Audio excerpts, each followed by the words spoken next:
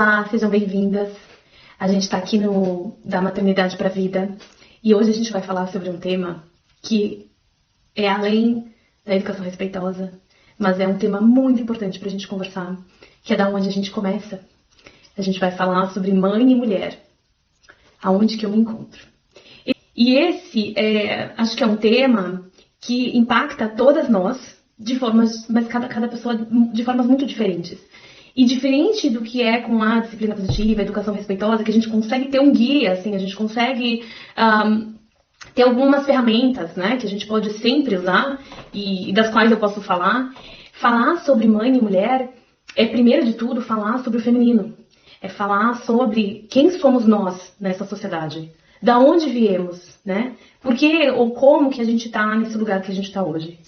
Então, eu vou começar falando disso, né? Nós, antes de sermos mães, antes de sermos filha, antes de sermos amigas, a gente é mulher. E a mulher hoje vive num mundo feito de homens, para homens, né? Basicamente, a gente vive num mundo patriarcal, onde eu acho que não só essa questão do homem, mas a gente precisa olhar também para a questão da energia masculina. Eu acredito que tudo, e pelos estudos que eu tenho feito, né, acaba que, apesar de serem diferentes linhas de pensamento, elas chegam nesse mesmo lugar. Que todos temos energia masculina e feminina dentro de nós. Todos nós, né? Então, o budismo vai falar do yin yang, a astrologia vai falar de energia masculina e feminina. Quando a gente vai estudar o cristianismo, né, sem estar só dentro da igreja católica, existe também essa relação do feminino, do masculino, que é a base para a criação, né? Mitos também trabalham com essas energias. Então, vamos partir desse princípio que existem essas duas energias, feminina e masculina, né? Elas existem dentro de nós. Somos fruto dela, e o que a gente vê hoje no mundo é um foco, uma atenção muito grande em tudo que está ligado à energia masculina. Então, olhando assim, se eu consigo olhar ao longo da história, né, a gente começou como organizações nômades, né, e depois a gente descobriu a agricultura, a gente descobriu que a gente conseguia plantar, que a gente conseguia se estabelecer num só lugar. Até então, as sociedades eram muito voltadas para eram matricênicas, ou como chama isso? Eram ao redor da mãe, da mulher, né? Porque a mulher era a única que que procriava. E as pessoas não entendiam direito como aquilo acontecia.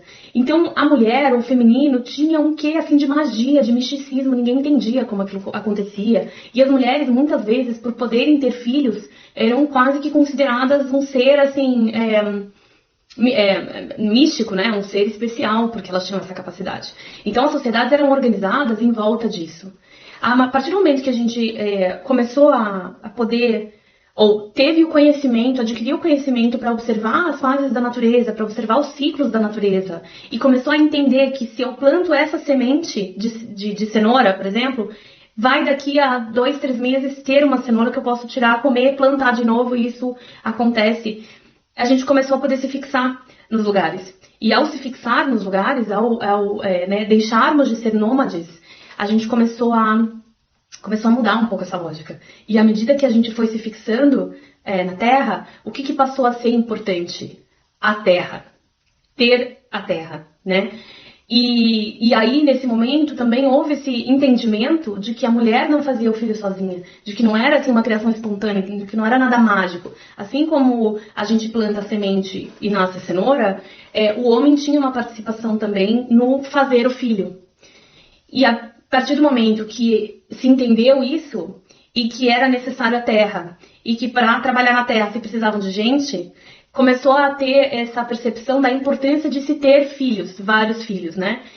Para que eles pudessem trabalhar na terra, para que essa terra pudesse gerar recurso, né? E aí começou não vou dizer objetificação, mas começou a importância da mulher a ser vista como parte desse modelo econômico. Então, o ter filho começou a ser parte desse modelo econômico de que eu preciso ter filhos para cuidar dessa terra, para fazer essa terra render, porque esse daqui é o meu recurso. E a partir daí, então, começou essa mudança de mentalidade e a gente começou a entrar numa sociedade patriarcal.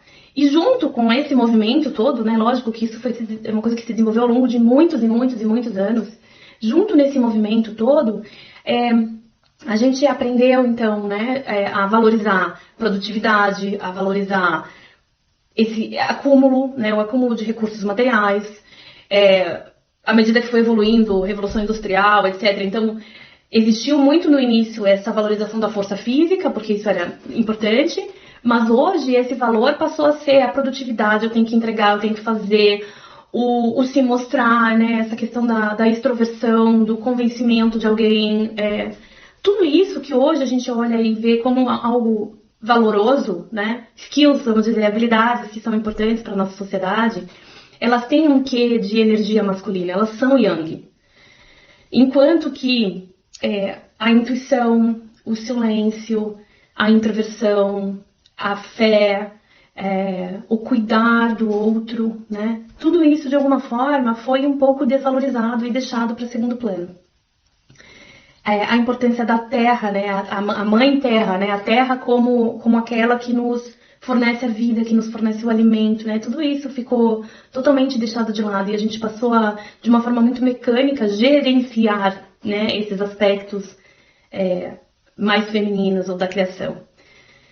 E nós, né, nascemos, então, dentro dessa sociedade que valoriza muito habilidades e valores, né, relacionados à energia masculina e pouco aquilo que é da energia feminina. Então, hoje a gente está num mundo bem desequilibrado. E o que traz, assim, a harmonia? É o equilíbrio das duas, não é nenhuma energia e nem outra. A gente precisa ter as duas energias equilibradas, né? Então, assim, somos mulheres e nascemos nesse mundo. E o que acontece com a gente? Ele percebeu que os mitos, eles nos ajudam a criar repertório ou a ter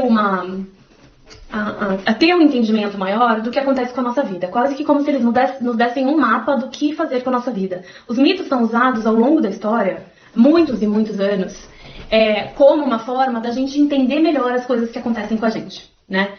E o que o Campbell traz é que quando você analisa os diferentes mitos em diferentes momentos da história, em diferentes civilizações e comunidades, você consegue perceber que existe um padrão.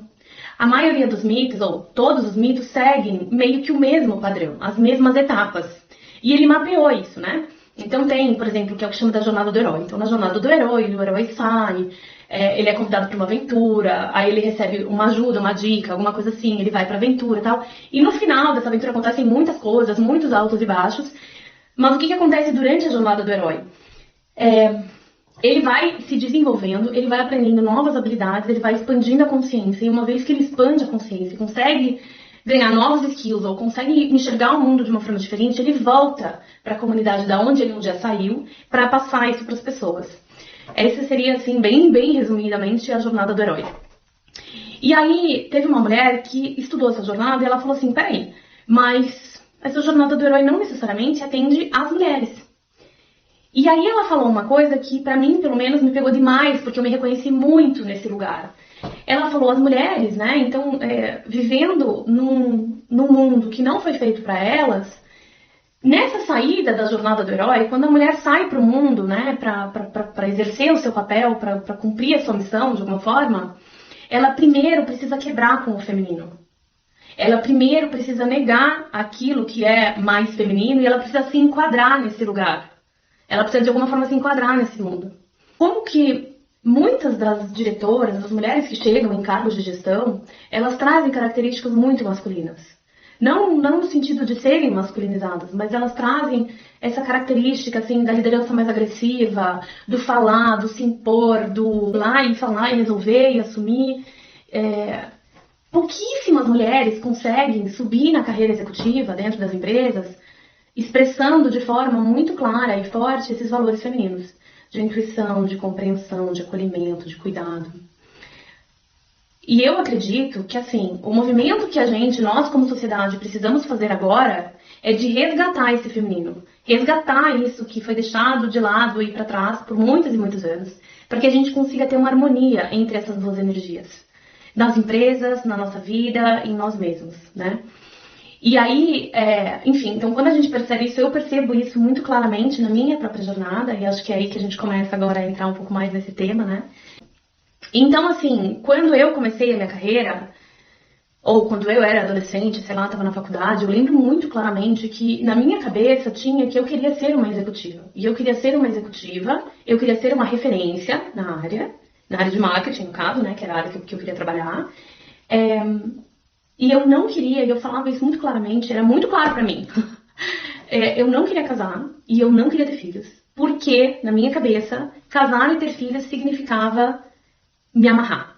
Significava me prender. Significava que eu não ia conseguir desenvolver o potencial que eu queria, ou que eu acreditava que eu podia ter, ou que eu acreditava que fosse certo pra mim, sei lá.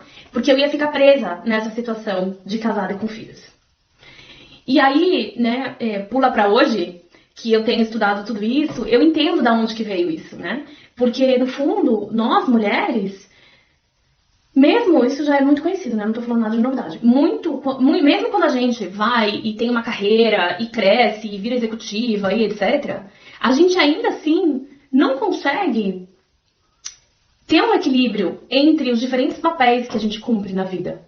E acaba que as mulheres, a gente fala muito disso, né? Tem uma carga mental bizarramente grande, as mulheres têm dupla jornada, tripla jornada, porque no fundo acaba que apesar da mulher ter conquistado esse lado, entre aspas, mais masculino, e ter desenvolvido essa energia mais masculina para estar ali entregando, né? Produzindo, porque esse foco tão intenso nessa energia masculina, ele traz consigo essa necessidade da gente produzir o tempo inteiro. O tempo inteiro você precisa estar produtiva. Por quê? Porque o sistema precisa que você esteja produtiva. O sistema capitalista, né? A indústria, ela precisa que a gente esteja produzindo, entregando e consumindo. Produzindo, entregando e consumindo.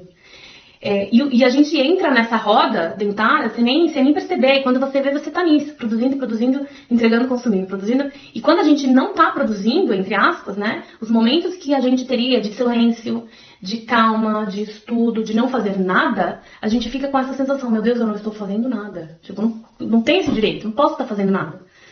E nós mulheres temos muito, assim, em cima disso, né? Então, em cima de toda essa questão do trabalho e tal, a gente tem a questão de que em casa a gente continua sendo responsável por muitas coisas. E mesmo em relações super igualitárias, ainda existe uma carga mental maior na mulher. Ainda existem algumas atividades que são mais esperadas da mulher. E por que eu tô contando tudo isso? Porque quando a gente pensa nesse lugar da mulher, então antes de ser mãe, somos mulheres. E enquanto mulheres, a gente está vivendo nesse contexto. E a gente não pode esquecer que somos fruto e parte desse contexto. Ilusão a gente de alguma forma achar que a gente foge disso. Mesmo a mais feminista das mulheres está inserida dentro desse contexto. E vai carregar consigo, em alguns momentos, esses valores e esses conceitos. Então, assim, para falar, eu acho que de mãe, a gente tem que primeiro falar da mulher. E para falar da mulher, a gente não pode esquecer que a gente está nesse lugar. Vivemos num mundo feito de homens para homens e somos seres disfarçados, praticamente. Tem uma mulher, que eu não lembro o nome dela, mas que ela fala de como a mulher precisa se disfarçar, entre aspas, de homem para ter sucesso, né? Para atingir algum lugar, que é um pouco disso que eu percebia muito nas empresas, assim, das mulheres que chegam a cargos de executivos, cargos de gestão importantes, que elas tinham essas características masculinas. E essa mulher chama elas de homem vanilla. Então a gente tem que se transformar nesse homem vanilla, porque homem a gente nunca vai ser, né? A gente se transforma nesse homem vanilla, adquirindo muitas dessas características masculinas, né? Ou dessas características de energia yang, assim, de energia mais masculina, para que a gente consiga sobreviver e crescer. Ai, Ana, mas que exagero. Talvez você possa receber isso como exagero. E a gente nunca pode esquecer que, assim, homens e mulheres têm as duas energias. Então, não é porque eu tô falando isso que toda mulher tem que ser só energia feminina. A gente tem as duas. Eu, por exemplo, sempre fui muito ativa, sempre fui muito extrovertida, sempre fui muito de falar e de colocar minhas opiniões. Isso sempre foi natural pra mim. Mas sobre o que eu tô falando é quando a gente às vezes tem que forçar, a gente sente que a gente tem que aprender a ser assim pra conseguir sobreviver no mundo. É sobre isso que eu tô falando. Sobre essa inadequação constante que a gente sente. E aí a gente começa a entrar em outros temas. Porque essa inadequação constante que a gente sente de nunca está bom, nunca tá bom, né? Então, tem também várias pessoas que estão falando disso, eu acho que faz parte desse contexto. A gente nunca nunca tá na idade adequada, né? Ou é muito velha ou é muito jovem. Ou é muito ativa e extrovertida ou é muito quieta e sem graça. Ou é Você tá sempre em milhões de inadequações. E aí, beleza, entendemos então esse contexto. Agora, corta essa inadequação, tá? Aí vem, então, a mulher decide ser mãe e engravida, né? E aí, acho que começa assim, antes mesmo da gente engravidar, né? Quando você tá em qualquer relacionamento, você já começa a escutar as perguntas e os tem que's da vida, né? Então, existe um roteiro feito pra nós, mulheres. Nesse roteiro a gente precisa, então a gente nasce, a gente cresce, linda, obediente, of course, né? Super simpática, gentil, fecha a perna, cruza. E aí a gente encontra um príncipe, né? Um relacionamento para quem a gente vai se dedicar. E aí, a partir desse momento, a gente precisa procriar, né? Então precisa ter filho. E aí você começa já a escutar, e quando que vai ter filho? Quando que vai ter filho? Aí você decide ter filho, você engravida. E aí você começa a escutar mais 200 mil palpites e tens que na vida. Isso tudo faz parte desse contexto em que a mulher está servindo a uma indústria, está servindo a um processo, E a gente, assim, é como se todo mundo tivesse 1000 tanques para nossa vida o tempo inteiro. E o que eu acho que o que acontece quando a gente vira mãe, dentro desse contexto de que a gente tá, né, enfim, ainda, mesmo que a gente não pense isso conscientemente, isso vem culturalmente, milhares de anos, né? A gente tá nesse contexto como mães, servindo a sociedade, a nossa comunidade, né? Trazendo mais uma pessoa à vida e colocando mais uma pessoa nessa comunidade para trabalhar também, para também ser produtivo, para também trazer coisas, né? Para essa comunidade. Então, é como se, eu acho que é como se a mulher e a mãe não tivessem ali uma identidade individual. Mas ela, como parte desse contexto, ela precisa servir esse contexto dentro do que as pessoas ali acreditam que é o certo. E aqui tem um ponto muito importante, assim, que fala muito sobre a nossa individuação e o quanto que nós nos permitimos ao longo da vida chegar nesse lugar de dizer essa sou eu. Quem sou eu? Essa sou eu. Eu não sou a fulana, eu não sou a ciclana, eu não sigo esse roteiro. Essa sou eu. Porque o tempo inteiro eu acho que nós mulheres somos infantilizadas, objetificadas, e a gente fica nessa de meio que quase que colocar a responsabilidade do nosso desenvolvimento na mão do outro. Não uma inocência, acho que é mais uma infantilidade mesmo, né? Que a gente acaba fazendo isso. Então, quando a gente vira mãe, quando a gente decide ser mãe, se a gente não tá bem individuada, se a gente não tá com os 2 pés no chão dizendo isso sou eu, é isso que guia a minha vida, são esses os valores, eu tô aqui por trás bancando as decisões que eu tomei, se a gente não tá nesse lugar, a gente entra num furacão e num fuzuê que a gente nem sabe mais quem é a gente ou não. Porque todo mundo vai dar 1000 palpites. E enquanto você não tem esses 2 pés no chão, você não sabe nem o que seguir, você fica perdida, completamente perdida. E é isso que eu percebo de muitas mães e mulheres, enfim. Esse período do pós-parto, o período em que a criança é novinha, é bebê, é normal a gente ficar perdida ali. A gente precisa passar por uma morte. A mulher que a gente foi precisa morrer, simbolicamente, para poder nascer essa nova mulher. A maternidade é um portal. Assim, pensa, você criou um ser humano, você pariu um ser humano, saiu de dentro de você. Ele depende de você para viver. Isso tudo são fatos feitos, sei lá, que mudam muito a nossa perspectiva da vida e do mundo. Mas existe uma resistência em aceitar essa morte, aceitar essa mudança. Nesse momento do puerpério, nesse momento do pós-parto, a coisa que a gente mais quer, às vezes, é voltar a ser quem a gente era. Porque você fica nesse vazio, você fica nesse buraco, você não sabe ali o que tem, o que não tem, quem é você, quem não é você. E é normal passar por isso, é normal passar por esse buraco. Esse buraco é essencial e eu acho que vale até um podcast inteiro só pra gente falar da importância desse puerpério, o que tudo acontece com a gente nesse momento e como que a gente pode sair, né, melhor respirando esse ar puro depois disso, né, nessa nova vida. Mas o que eu queria trazer aqui é que assim, essa parte toda é normal. Acontece que, como a gente tá dentro desse contexto, e a gente recebe tanto palpite, e no fundo a gente nunca teve o direito de se individualizar, porque quem é você? Quem você pensa que é? pra fazer isso e aquilo diferente. Pra não querer ter filho, pra não querer casar, pra agora querer, pra ter filho sem ter casado, pra... Quem é você pra descumprir esse roteiro que a gente planejou pra você, né?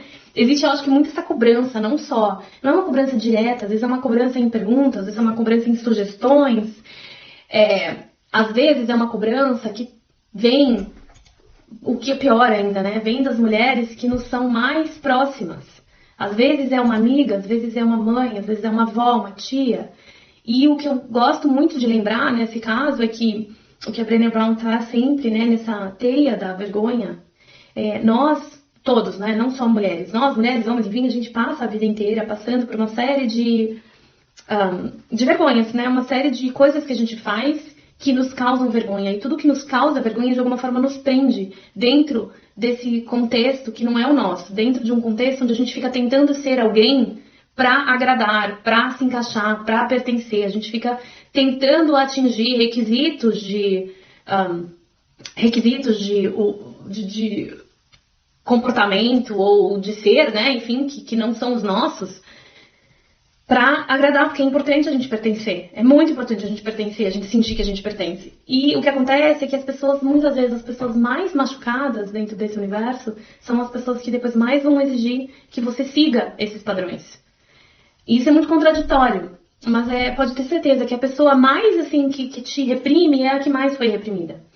E aqui dentro desse tema, mãe e mulher, nós mulheres passamos por repressão a nossa vida inteira. E é muito difícil, como mãe depois, e é muito difícil com outras mulheres, a gente não repassar essa repressão. Enquanto a gente não trouxer tudo isso para o consciente, a gente vai continuar repetindo padrões e comportamentos que nos foram tão prejudiciais, mas que se a gente não para e olha para eles, a gente vai continuar repassando para outras amigas, para as nossas filhas, para as nossas irmãs, enfim, para todas as outras mulheres que estão nessa nossa mesma roda. Então, isso tudo que acontece, enquanto a gente tá nesse mulher virando mãe, ou não querendo virar mãe, porque, né, o roteiro é que você vire mãe. Então, se você não quer virar mãe, você também vai passar por milhões de perguntas e questões, e tem ques e não tem ques, né? Então, quando a gente passa por tudo isso, a gente não pode esquecer desse lugar da onde a gente está partindo, que é um mundo que não foi feito pra gente. E que é um mundo que não valoriza o que é mais feminino. E quando você vira mãe, aí você entra numa série de outras exigências, porque a sociedade vai esperar que você volte a ser aquela mulher lá de antes, desconsiderando todas as transformações que você passou fisicamente e psicologicamente. E isso também é difícil para depois a gente se encontrar. Aonde eu me encontro? Então eu sempre quero trazer pra gente assim, a gente precisa colocar primeiro os nossos 2 pés no chão da individualidade. Se individuar, saber quem a gente é. Primeiro, antes de tudo.